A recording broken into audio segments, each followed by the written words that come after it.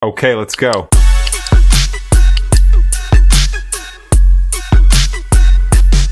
Welcome back to the Warriors Way podcast. My name's Tim. I just want to thank you for tuning in with us for another episode. Today's guest's name is Trevor Bohl. Trevor is a firefighter based out of Fort Worth, Texas. He is a husband, a dad, a ultra runner, a adventure race thrill seeker, but most importantly, he's a follower of Christ. So in today's episode, we dive into how he juggles all of that, how he balances it, being a firefighter as his career, a husband and a dad as his priorities, and then how he fits in these different races and challenges that he sets himself up for. So tune in with me. And if this podcast resonates with you at all, we would really appreciate it if you would share it with one other person. So Trevor, thank you for joining us today on the podcast. And real quickly, for those that don't know you, who is Trevor Bohl? Yeah, so I'm from Fort Worth, Texas, born and raised here. I've got a beautiful wife, little girl. She's 2.5. We've got another girl coming in August, and I've been a firefighter for 12 years here, also in Fort Worth, and I've been connected now with you through others in the ultra community, and yeah, I'm excited to talk about it and share my story, hear other people's story, and see where that goes. Yeah, awesome. So, did you grow up dreaming of being a firefighter? Is that something you wanted to be as a kid, or is that something that you wanted to be as you got into adulthood? Yeah, it's probably started in high school. So my dad, I grew up. He kind of owned businesses here and there, and as that goes, you see the highs and lows of that. And I kind of rode that through my childhood, and I realized for me, I wanted something definitely more stable, something that had a constant paycheck coming that could always provide for my family. So in high school, my school had a firefighter program that actually ended up getting canceled, but that kind of already spearheaded my thoughts of going that direction. So straight out of high school, I pursued that, and I feel very, very blessed and lucky to have gotten on. I took Fort Worth test when I was 19 and got hired on. So I've Wow, been there ever since. that's awesome. A lot of people don't know this about me, but I went to college for elementary education, and it was a small Christian school. It was unaccredited, so that degree would only matter if I went and taught at a small Christian school somewhere else. And my senior semester, I started student teaching and I just hated every second of it. So I'm like, I am not going to waste any more time doing this for a degree that really doesn't matter. So I got out and jumped right into a secular career. And a friend of mine was like, dude, we should go be firefighters.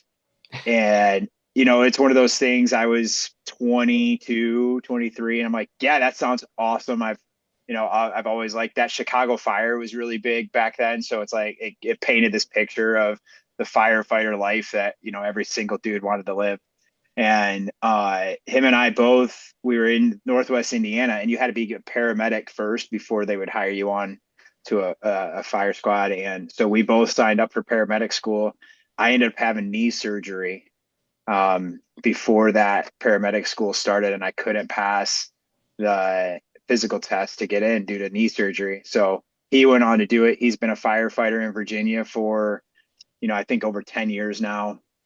Wow. And I've always looked back at that moment like, man, that was my chance to be a firefighter. And I blew it on a knee surgery. And, after I healed up, my career was going, down a different path where I didn't want to double back. But I have tremendous respect for firefighters. I have a lot of friends that are firefighters. So congratulations. That's an awesome, very noble career. Oh, thank you so much. I appreciate it. Yeah. So how'd you get into ultra running? Yeah. So I would say it didn't start as ultra running. It definitely became ultra running. I've always been hyper competitive. Unfortunately, sometimes that wasn't always good quality when I was around others. So as you know, as you get older, you stop competing in a lot of team sports. But I still wanted that drive and that push to do hard things. And my wife, she really inspired me to start running. She's kind of the stud runner. She ran in college, and so it originally started as something that the two of us could do together. And so we actually in 2020 is when we ran our first marathon together. So it was really cool. We did all of our training together. This was pre-kids, and we ran from the beginning to the end together, side by side, which was really, really special for us.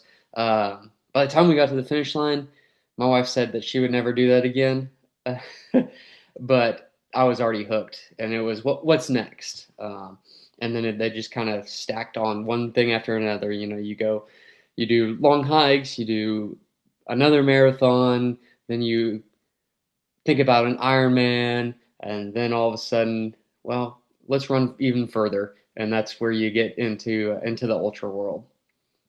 So what really set the hook for you? You know, because I have a similar story with my first marathon. I ran it with a friend, and I never had any intention of running a marathon. It was 2021, kind of came up out of nowhere. There were some entries that were available because of COVID. People couldn't run the race, and me and another guy kind of got tapped on the shoulder to get in, and he was already training for one. It was on his bucket list. He's like, dude, we got to do this. It's kind of like a once in a lifetime opportunity, and it was to run the New York Marathon. Oh, awesome. And at that time I never ran more than 6 miles, so I had 6 weeks to go from 6 miles to 26, and when we finished, same exact thing. I was like, dude, do you want to do that again? And he said, I will never do that again. And in my head, it was planted, well, there's, the six world majors. I want to get all of those. I only got to do this five more times, and Yeah. so, but there's something that started to click during that for me that really changed it. So what was that for you? Yeah, I'd say it's that competitive nature of just wanting to push yourself to, and I'd also say that my initial drive, my initial why has changed um, from 2020 to now. I would say it's almost totally different. Um, like I said, I think that drive and what clicked was uh, initially just being able to spend time with my wife and both have something that a mutual connection that we can enjoy and do together. Um, and once I once we competed in that together, I realized like that this was where I could find that outlet for that competitive drive and push myself. And it's almost like a waterfall effect of everything. Once you start running, it helps your fitness, it helps your mental fortitude, your attitude, uh, and just all the positives. I think is overwhelming. So to say that it was just one specific thing is hard. Um, and today, I could say it's more of a transition of it's that continued just trying to continue to raise that bar. But now with our little girl, uh, that's definitely something I want her to be able to look at and inspire her to want to push herself to stay active, to um, put yourself in situations that you're uncomfortable with, because I think that just it creates that resiliency and strength in people and in every aspect of life and things that they will come across. Yeah, man, that's so good. Um, the title of our podcast here is the Warriors Way podcast, and that's an extension of what we do on Saturday mornings here in Michigan. We have it's a men's group. We work out together outside every Saturday morning, and a lot of people's reasons for coming to that, like you said, their whys change. Maybe it's starts off as just trying to get in better shape. Um, but what we almost always see is that it turns into setting a different kind of standard for themselves and for their families, for the ones closest to them that are coming. And for exactly what you just said, because, you know, honestly, I think we're in a really challenging time as men in our country, you know, raising families specifically. Like the average man is not doing things to get uncomfortable. They are trying to find every way possible to find that comfort zone and stay there. Because there's a lot that's being asked. We got to wake up every day and go to work. We work hard. We come home. We have to, help around the house. Now you put kids in the mix, and kids are a blessing. We have two and one on the way. They're a crazy blessing, but they are also like it's a lot of work. I'm not, not sugarcoating. It's a lot of work, and you know, everything tends towards disorder unless acted upon by an outside force. And it's like, what is your outside force that's going to keep your life from falling into disorder? And a lot of people think that, just going through the motions and finding a routine that they can get comfortable in day after day, week after week is the answer. And I think that's the answer to like mediocrity. And it's the answer to a lot of men not showing up the ways that they should for their families, for themselves, for their God, for their families. And, it's something interesting that I've seen change uh, in myself as I've started to pursue like a lot of these different goals. Um, and, you mentioned like your why has changed several times over the years. So I think that's pretty normal for it to change, and it's almost to be expected, right? Absolutely. Yeah. And kind of speak on what you're saying about, uh, wanting to find that comfort. Uh, I was just looking it up real quick in Matthew 25, where it's talking about the uh, the parable with the talents, and uh, using their abilities and versus just storing them and hiding them. That kind of makes me think about that. It's a lot easier just take your talents and hide them in the sand, and when God comes looking, it's like, oh, here it is, but you didn't use what God gave you and the abilities He's given you to spread His word, to show His strength, His love.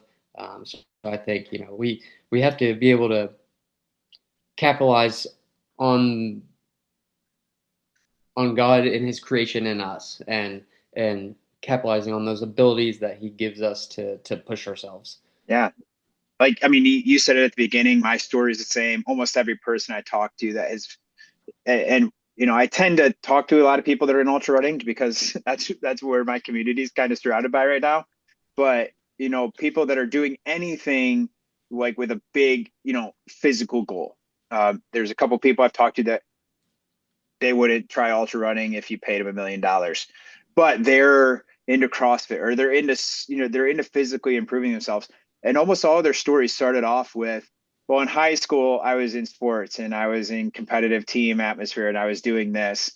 And for men, so often, most of us don't make it to the next level of athletics. Most of us don't get scholarships to go play in school. And the majority of us, the 99.9% of us, don't make it a professional career to play in sports. But that passion, that energy, that competitiveness, that drive, that motivation doesn't just end when we turn 19 or turn 18 and graduate from high school. It's just we put it on the back burner and it's no longer a part of us. It's the part of us in the past, the glory days. And it's a stereotype. It's, for a reason, oh, back in my day, I could throw a football over that mountain over there, the Uncle Rico story. And it's like, that doesn't leave us. We just suppress it. And that's a part of us that God's given us. And what are we going to do with it? Are we going to do it for vanity and for selfish reasons, or are we going to do it as an avenue to make ourselves the best versions of ourselves for for our God and for our family and for those that count on us? Um, the career you've chosen as being a firefighter, it's a physically demanding one. And what would that look like if you just didn't have any motivation to stay physically active? Like, in your younger years, you might still be a decent firefighter, but as you get older, there's going to be somebody that's counting on you and is depending on you to get them out of a burning building or get them out of an accident or help them in some way. And if you don't take care of yourself physically, that could be life or death for someone else, in a literal sense. for my family. I have my daughter's 5 years old, and I picture her like needing me to carry her, or needing me to do something for her, and I can't because I haven't prioritized my health. And those are the things that keep me motivated and keep me going, keep me, get me waking up when I don't want to. Um, so I'm glad we went down that route, but I could talk on that all day. I do want to get to the story of Leadville. Okay. So, um, you ran Leadville. What year was it? So I ran last year, Okay. and I know you just had Mike McCallie on the podcast, so that's kind of our mutual connection there. That I had met Mike in Leadville, so Okay. yeah, we And that we was your first time running Leadville, right? it was. Okay. So what made you sign up to go do Leadville? What put that challenge in your mind? And that's the Leadville 100. For those of you that don't know what that race is, it's a 100-mile race out in Leadville, Colorado. It's at elevation.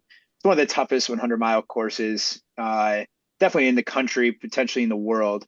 And those of you that didn't hear Mike's story, I interviewed him a few weeks ago, but that tells a little bit of the story on Leadville as well. But so what made you want to sign up for doing this crazy race?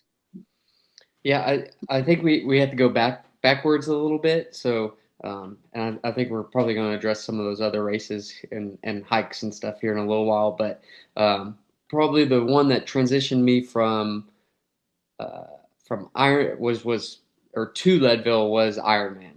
I did Ironman Texas in 2024, and which the training is absolutely brutal for an Ironman. And my daughter was born in August of 23, so we had basically a newborn throughout that training period, and trying to train and do three disciplines at the same time is extremely challenging. And I think for almost any program or big goal, it's not the race day, it's not the uh, achieving that goal at the finish line. That's the hard part. Um, it's the training that leading up to it's the consistency and wanting to wake up at 4 in the morning and go jump in the cold pool at the Y down the street, or hit the trails and get hit by spider webs in the face as you're running on the trail. Those are the days that is grueling, and then the race day is just the icing on the cake. So after training for an Ironman with a newborn, I had thought about ultras, and I remember we were sitting around the fire station one day, and I had run marathons in the past already at that point, and done some really long hikes. Uh, and I remember we watched a video on the Leadville 100, and I was like, man, that's amazing. That looks like a ton of fun. And I looked up a training plan for one of those, and just looking at that training schedule, I was like, there's no way. I would never have time for that. That's way too daunting, way too overwhelming. The marathon, you might run one 20-mile long run. Uh, in a Leadville training program, you run four 20-mile, five 20-mile trail runs throughout the course and on back-to-back days. So I was like, there's no way. Then I did Ironman, and I was like, okay, let's take away two disciplines and just focus on one discipline. And I was inspired, and I just felt like we can do this. And I say we because it's not just me. My wife has to be on board also. And she was all about it, especially with her runner background. Um, so we went, and you just have to start.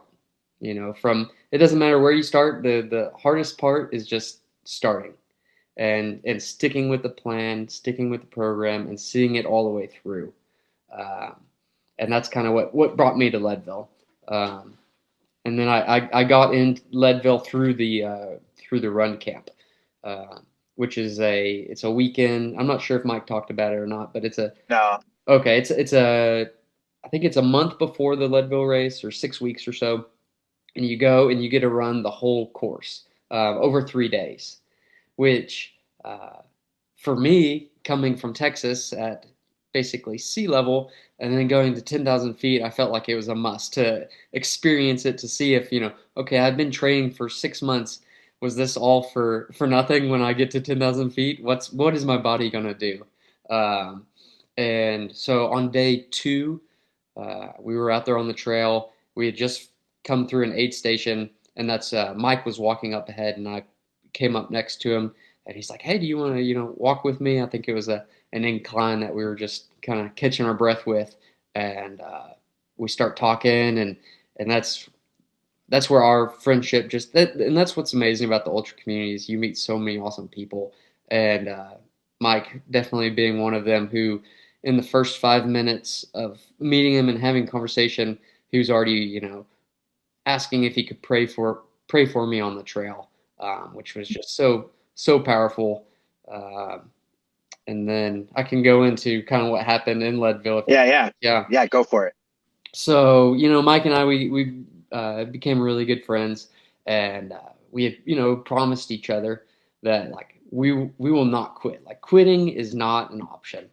Um, and so it's race day, doing awesome, feel great, but as I'm eating, I start to feel like weight in my stomach, like it's just not digesting right.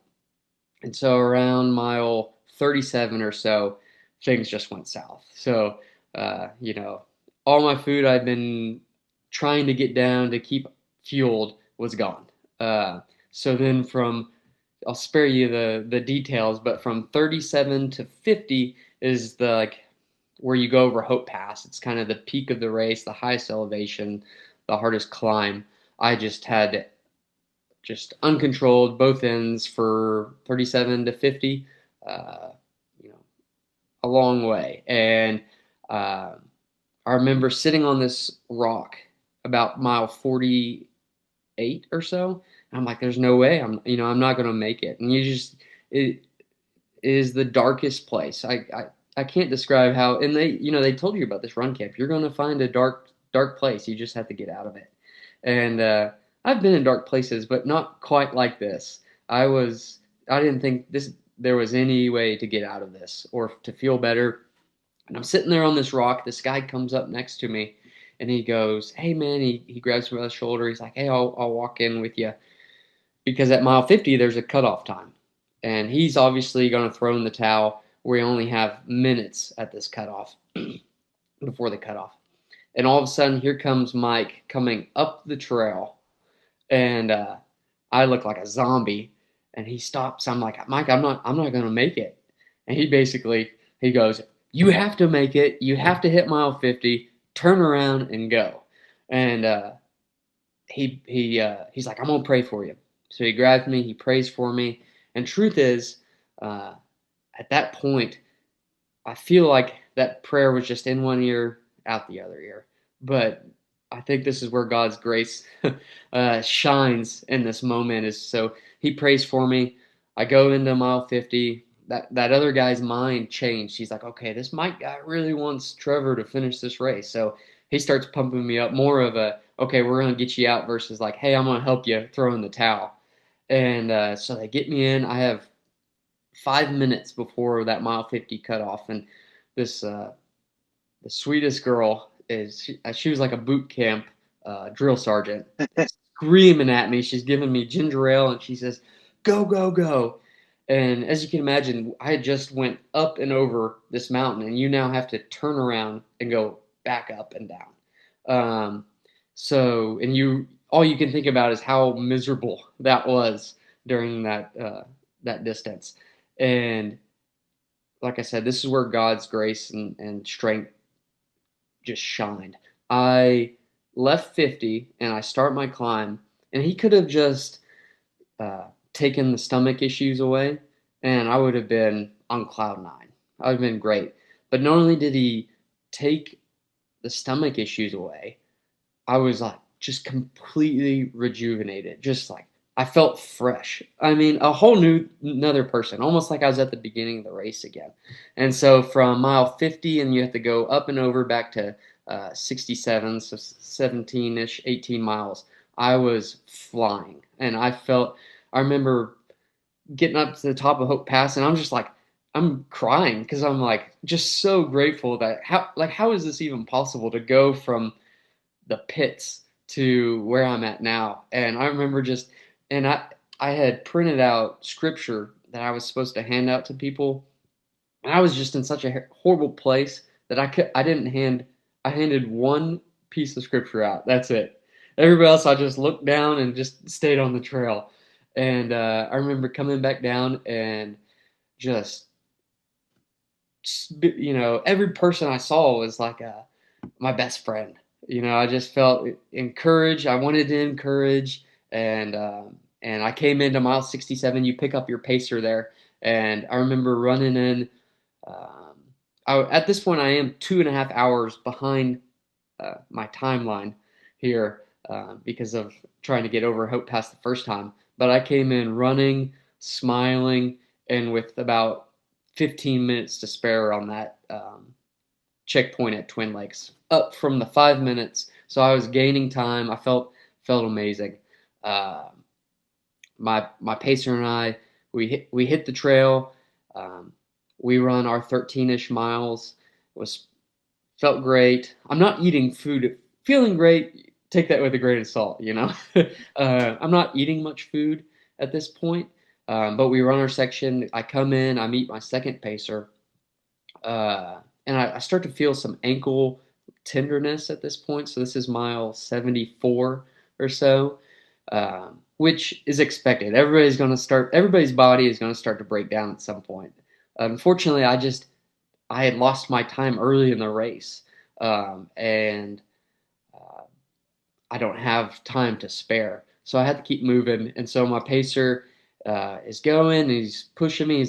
He kept telling me, oh, this is good, this is good. We're going a little too slow. At this point, I couldn't really run. It was just a very fast walk. And we're about a half mile from mile 87, which is the last checkpoint of the race before the finish. You got 87 at the finish line with 30 hours. And my pacer goes, "Oh, half mile till mile 87." I'm like, "Great, we got this." And we're moving, and I'm like, "I've run 80 miles. I know my distances pretty well by now." I'm like, "This seems like a really long half mile." I'm like, "What's going on?" And we just keep going, and you can hear people, but it was like we were going away from them. I was like, "Something. I think we're lost." And he's like, "So we start, and obviously you've been up for over 24 hours at this point." And so he starts to think the same, and he runs back because they have little flags to mark in the woods where you're going, but I hadn't seen a flag in a while. And he's like, so he runs back, and now I'm just stopped on this trail, and we're fighting cutoffs. He runs back. He's like, "No, no, this is the trail." And we finally realized his distance and time that he was pacing me at, somehow, somewhere, we got off by a mile. So it wasn't a mile, it was a mile and a half.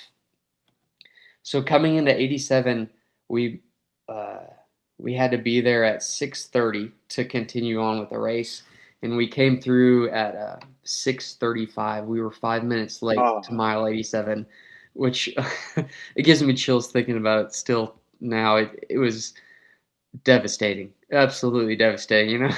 Your wife's down there crying, and you got all your friends who've been up for 24 hours with you, and to be so close. 13 miles is all that's left, and to know, like, if you just let me go, I will finish in under 30 hours.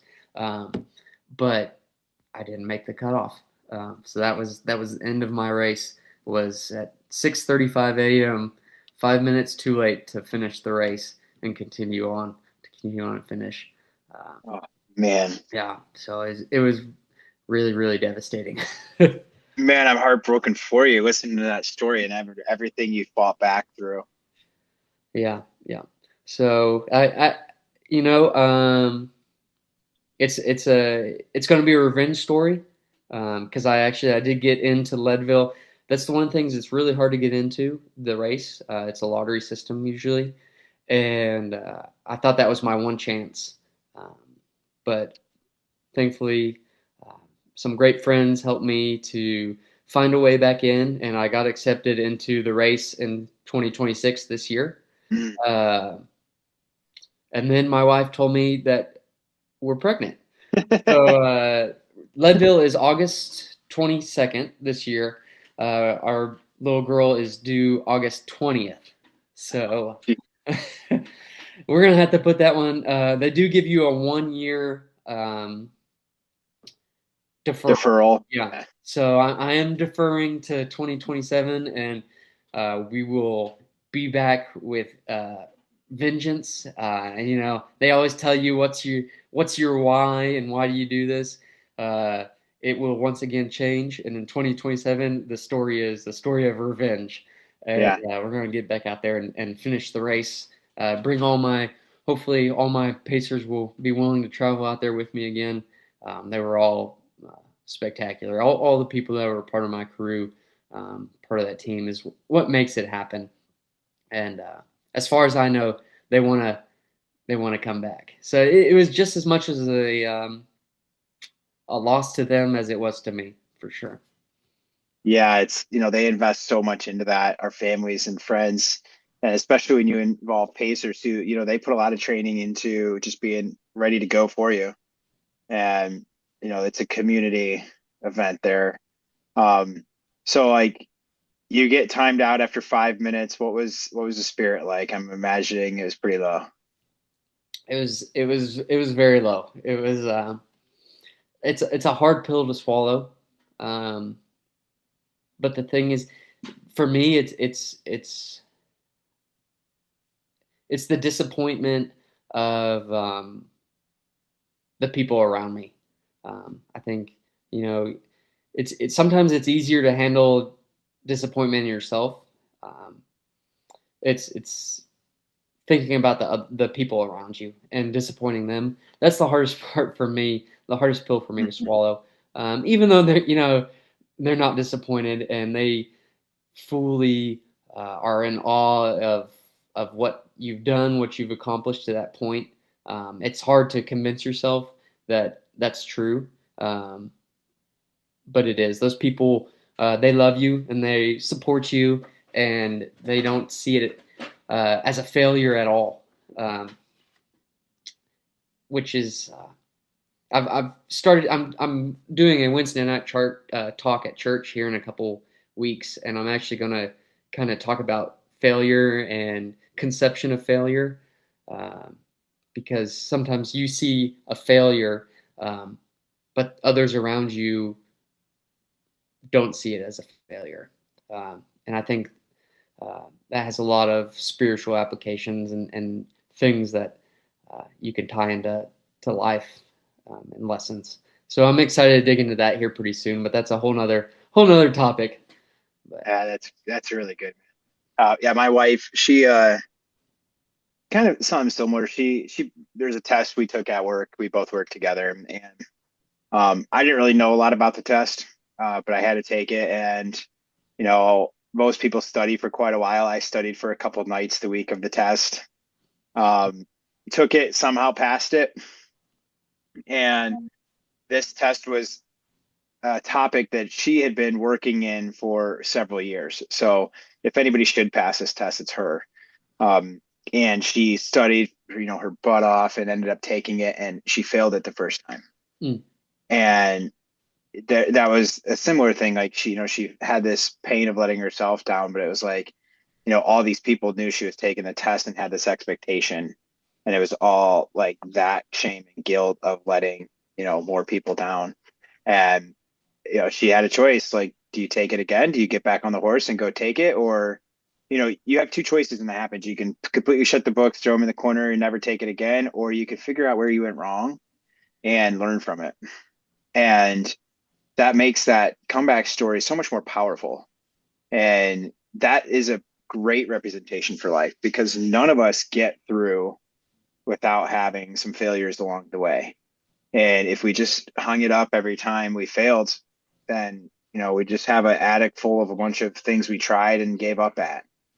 So I'm excited to follow you. When you said August, I was like, please tell me that you are not doing this 2 days after your wife's supposed to give birth. Like, um, I was signed up to do the Berlin Marathon this year, Okay. and I was raising money for it because I was running through charity, and that's when my wife told me, "Hey, we're pregnant," and it's I think a week after the due date's like a week after Berlin, and she said it'll be a week or two after the race, so probably can't go. And I'm like, well, if it's 2 weeks after, I could like still go like that. I can go run a race and be home in 2 weeks for you to have a baby. And she goes, do not make me tell you no. I had already canceled and deferred from it, but you had to at least throw it out there to make them You think that you're crazy, right? you had to try, right? Yeah, Yeah, it's you're like, well, 2 weeks. I mean, I'll just go by myself and I'll run the race. I'll stay for a week. I'll be back in plenty of time. Just have the bags packed and have it ready, honey, and then I'll meet you at the hospital. perfect. You get the eyes like, I know you're kidding, but that's not even funny. Yeah. I'm pregnant. So yeah, so I'm excited. I'll be following you for that race. That's exciting. So I want to shift aspects a little bit. So we've talked about you being in church. You're giving this speech. You've talked about faith and Bible verses throughout this. So um, I understand that faith is very important to you and who you are. What is your faith story like? Has faith always been a big part of your life, or where did faith come into play for you? Yeah. So it didn't come in to my life until later. Um, I grew up, so my parents are have separated when I was small, and so unfortunately, lots of kids have torn homes, and my mom went to Catholic church. My dad went to Disciples of Christ church, and it was one of those things that every once in a while we'd go here or there, and obviously the holidays and things like that. Um, and so through high school, and especially and like really probably starting in middle school, we kind of stopped going altogether, which is probably a prime time where you really need to be surrounded by fellow Christians and young Christians and the Lord and stuff. And um, unfortunately, I didn't exactly have that.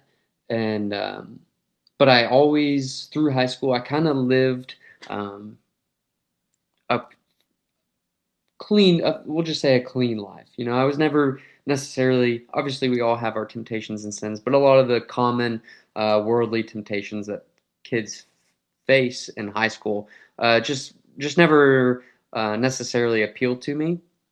I never really had a reason why behind that. It just wasn't something I was interested in.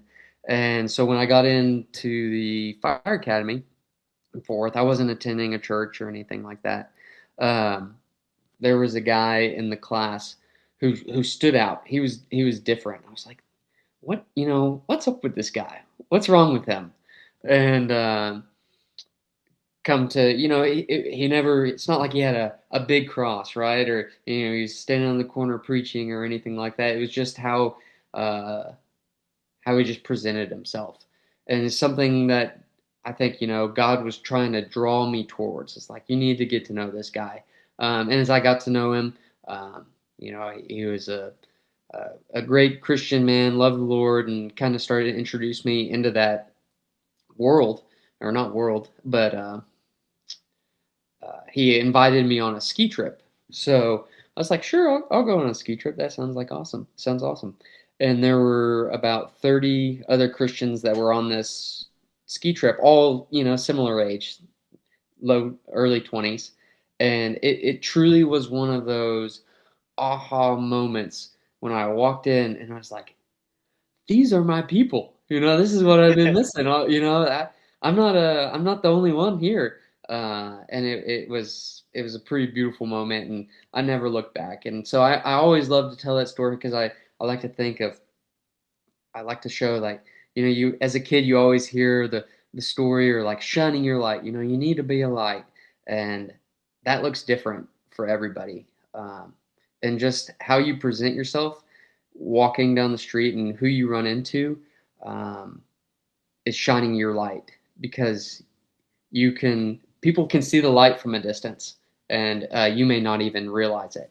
And I don't know if this guy, if it was his goal or if that's just I wouldn't even say that was his goal. It was just how he presented himself. He was always shining his light for the Lord, and uh, I was like a bug to the light, you know.